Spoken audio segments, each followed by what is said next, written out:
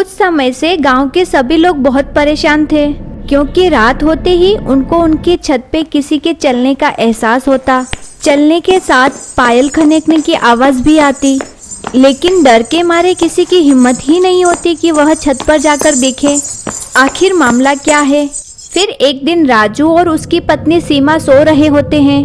अजी अजी सुनिए, सोने से पहले सारे खिड़की दरवाजे बंद कर लीजिएगा। गांव में बहुत डर का माहौल है। न जाने कौन चुड़ैल है जो लोगों की छतों पे घूमती है। कहीं वो अंदर आ गई तो?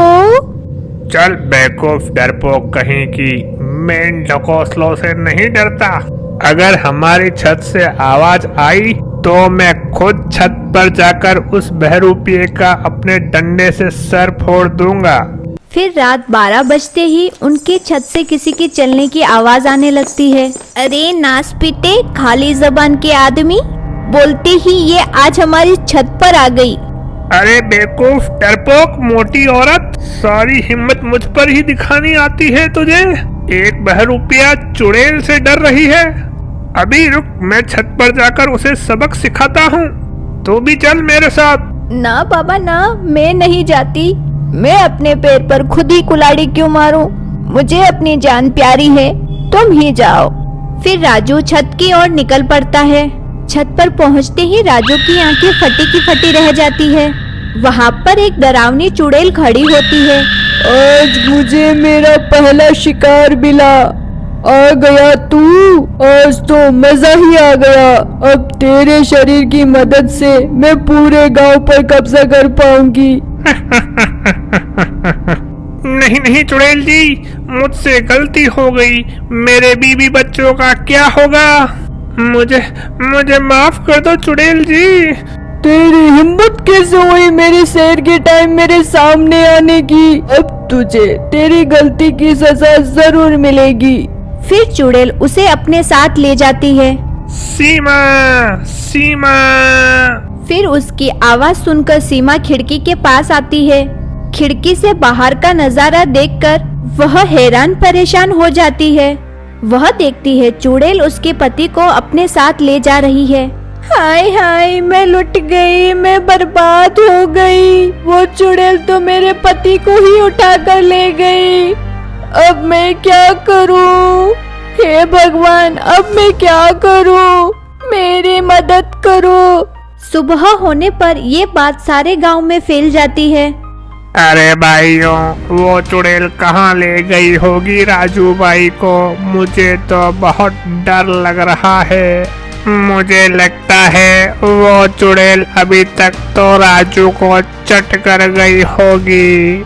चलो भाइयों, हमें डरने की जगह समझदारी से काम लेना होगा, तभी हम उस मायावी चुड़ैल का सामना कर पाएंगे। फिर शाम होते ही गांव के कब्रिस्तान से राजू की आवाजें आने लगती है। बचाओ बचाओ, अरे कोई तो सुनो, बचाओ मुझे। ये आवाजें सुन गांव वाले हैरान रह जाते हैं। अरे ये तो राजू की आवाज है, पर इसे तो चुड़ैल उठा ले गई थी।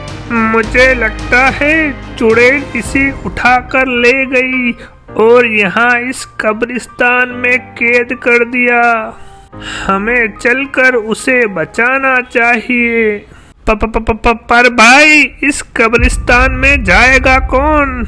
भला अपनी मौत को कौन दावत देगा?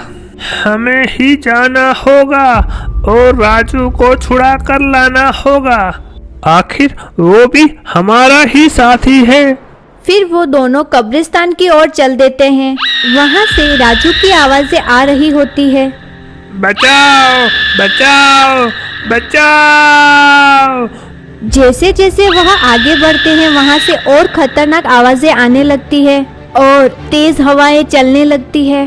अरे मुझे तो बहुत डर लग रहा है, चलो वापस चलते हैं। डरो मत भाई, अब यहाँ तक आ गए हैं तो फिर राजू भाई को लेकर ही चलेंगे। फिर थोड़ी देर में वह दोनों उस जगह पहुँच जाते हैं जहाँ से आवाजें आ रही होती है। वो एक कब्र होती है जिसके अंदर से राजू की आवाज आ रही थी। लगता है उस चुड़ैल ने राजू को लेकर इस कब्र में कैद कर लिया है। चलो इस कब्र को खोले और राजू को बाहर निकाले। जैसे ही वह कब्र खोदने लगते हैं, कब्र से एक डरावनी चुड़ैल उनके सामने निकलकर खड़ी हो जाती है। वह बुरी तरह कांपने लगते हैं। अरे अरे अरे, ये क्या बला है? अरे यहाँ से भागो भागो। वह भागने की कोशिश करते हैं, लेकिन चुड़ैल अपनी मायावी शक्तियों से उन्हें एक ही जगह चिपका देती है। अरे मूर्खों, तुम यहाँ से नहीं हिल सकते। मैंने तुम्हें अपनी जादुई शक्तियों से चिपका दिया है। अब तुम मेरा भोजन ही बनोगे राजू की तरह। चुड़ैल जी, पर आपकी कब्र से तो राजू की आवाज आ रही थी। हम तो उसकी आवाज सुनकर यहाँ आ गए। हमें माफ कर दो चुड़ैल जी। वो तो मैंने गांव वालों को भोजन बनाने के लिए चाल चली थी। मुझे पता था तुम गांव वालों को राजू के बारे में पता चल गया होगा और तुम इंसान बहुत चालाक होते हो। तुम अब छत पर नहीं आओगे, इसलिए मैंने तुम्हें चालाकी से यहाँ बुला लिया। मैं हूँ इस कब्रिस्तान की जिंदा लाश। इस पूरे गांव पर अब मेरा ही राज होगा। फिर वो चुड़ैल उन दोनों गांव वालों को अपने साथ अपनी कब्र में बंद कर लेती है। उन दोनों गांव वालों को लौटता ना देख सभी गांव वाले डर जाते हैं।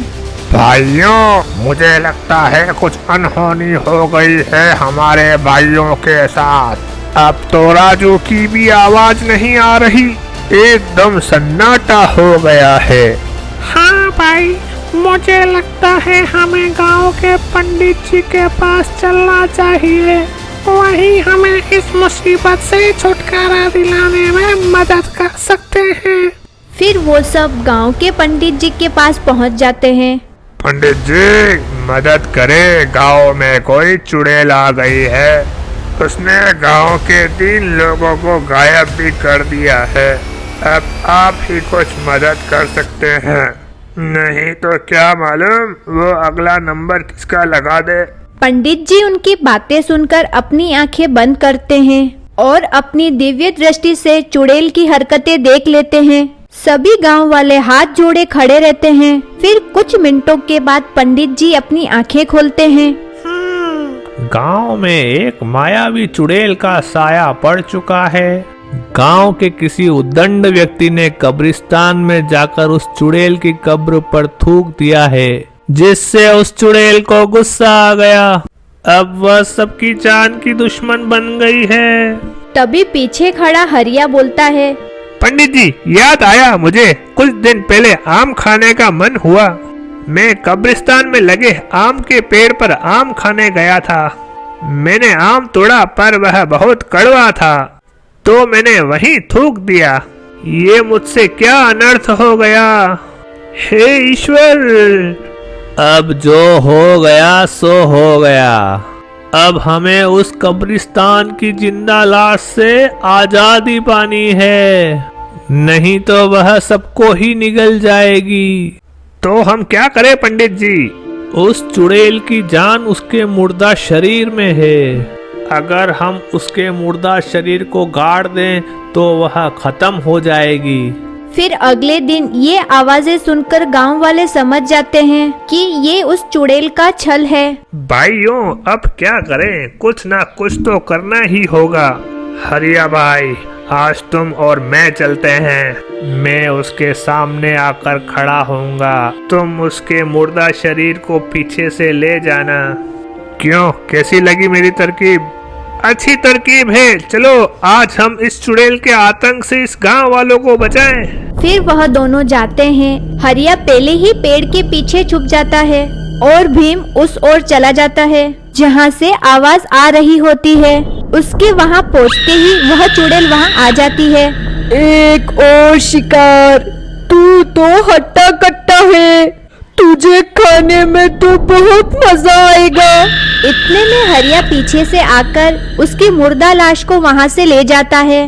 तभी चुड़ैल को इस बात का एहसास हो जाता है। छोड़ दे मेरे शरीर को, छोड़ दे मेरे शरीर को, मैं किसी को जिंदा नहीं छोड़ूंगी। और गांव वालों ने मिलकर उसकी लाश को दफना दिया और सब फैसला करते हैं कि अब से कोई कब्रिस्तान में नहीं आएगा।